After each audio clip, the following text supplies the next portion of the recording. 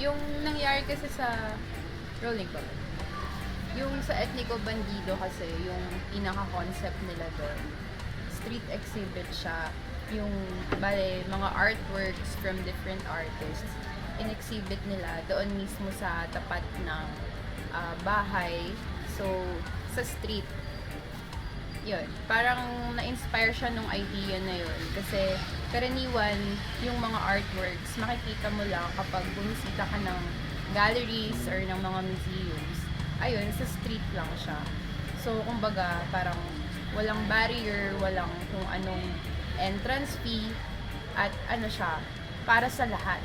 Para sa masa, para sa kung sino man, magtataho ka man, bata, matanda, mga mapapadaan doon sa street, accessible sa yung artwork. Tapos, doon siya mabubuksan yung iba't ibang discussion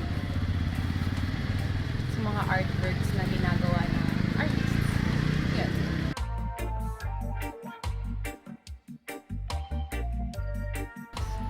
Nag-gather kami, dalawa kami ni Joy. Ginising niya kami ni Tino. Ayun, tapos, gather kami sa Nova Bayan. Gather kami ng mga gulay. Ano yung pinaka-armas na ano?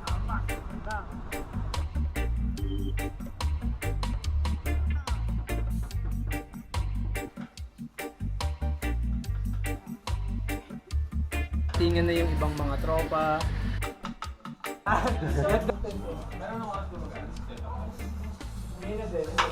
May mga dala ng artwork, may mga latag, tulungan na sa pagsisetup.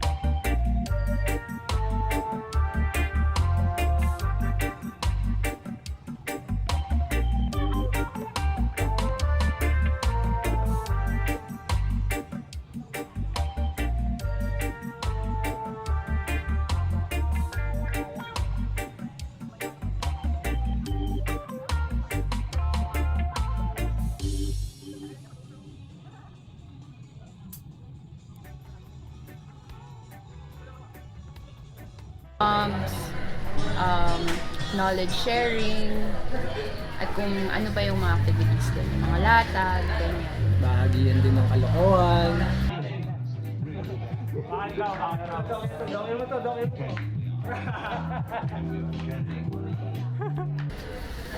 Di ko na rin siya na ano eh. Parang nung panahon din kasi na yun, maulan. Kaya parang yung ano din ng yung iba, ina-expect namin di na makakapunta. Pero nung kinagabihan, nakahabol pa rin, nakapag-perform. Talagang grabe, ang gaganda nung ano eh, nung pagsampa nila sa entablado ng gabi na yun. Kasi pinakalma nila yung tao, yung nag-iba yung ihip ng hangin ng pagdating nila eh. na ano. So, hindi ko na natapos yung event kasi. Inabot ako. Oo, inabot ako ng pagod.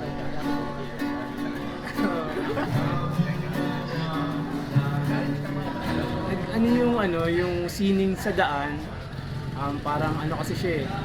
Sining sa daan, daan sa sining at ugnayan. Parang idaan mo sa sining ay yung pagpapahayag mo at yung pagpapahayag mo yung mag-uugnay sa iba pa. Parang magkakonekta yung mga pangunawa natin. Ganoon, kaya sining sa daan, nangyayari talaga siya kahit saan. At mangyayari pa kung saan-saan. Nagtutuloy-tuloy na siya. Tutuloy-tuloy siya ng mga tropa. Kung saan saang daan. Kung Saan saan may lupain. daan. Oo. Kahit sa walang daan, bubutasan niya ng daan. Kasi yung expression, yung sining, ano siya eh, talagang binutas siya nung binutas din siya ng individual eh. Ayun yung naging way niya para makalabas kung nasan o para maipalabas niya yung saloobin niya eh. Yan yung naging tinahaki ng paraan. Mapatula, sulat, kanta, pagguhit, pagguguhit. Kaya parang sining sa daan, daan sa sining at ugnayan. Ayan. Sa mga tropa na kung sakali mang maisipan nyo na pwede sa lugar nyo, maaaring gawin to o gusto nyo magbahagi, pwede natin pagtulong-tulungan yan kung may matutulong man kami. Na may bahagi yung mga ganitong activity, ganitong inisyatiba sa community sa inyo. Pwede nyo kaming sabihan. Yung sining sa daan kasi, parang yung naging observation ko sa kanya. Binibigyan niya ng platform kahit na sino ka man. Kung meron kang gustong ibahagi na art, gusto mo mag-perform, parang open mic kahit na sino. Nakainom ang lalaki ng kanyang pandaling ng motorsiklo sa maluwang na kalsada. Krang! Krang! Boom!